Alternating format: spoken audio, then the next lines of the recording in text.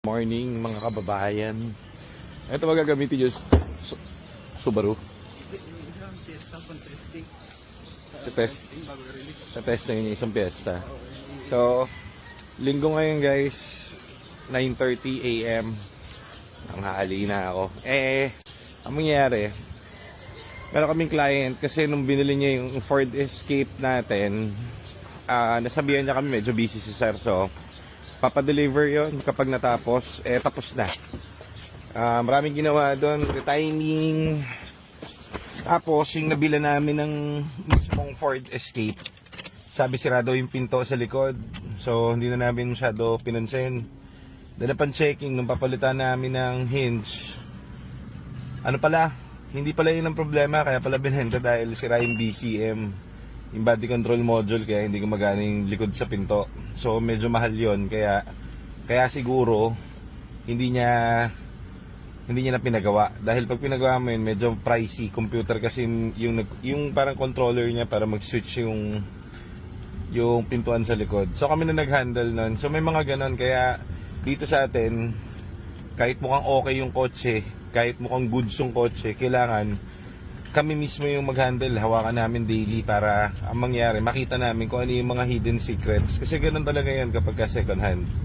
So, sa mga ganun, hindi kami pwede magreklamo, kahit minsan di pa ako nagreklamo sa binilang ko. So, no excuses yun, kuhanin mo yun, tapos ikaw ang mag-shoulder nun.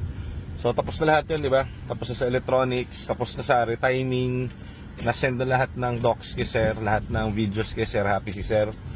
Then ngayon, yung final niya is nandun siya sa suspension, tama?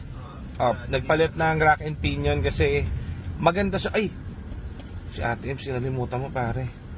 So, di ba, diretso na tayo. Mamaya, babayad sana ako eh. Babayad ako utang guys, no? So, mamaya na ako magbabayad ng utang.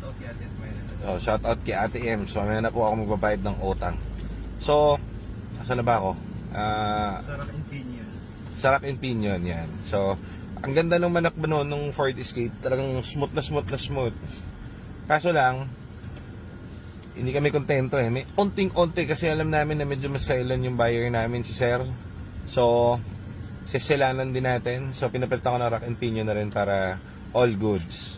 So, interior na, tapos ng i-detailing yun and everything. Dalawang gulong lang yung binili natin sa likod kasi makapal yung bago pa yung gulong sa harapan, dalawa, no? Tama ba? Tapos, battery bago and ready to go pare. SRP price yun, kung ano yun. Kumbaga, lahat ng ginagawa natin dyan is free lahat yan. Kung ano yung nakikita natin sa unit, yan ang gagawin natin. Kaya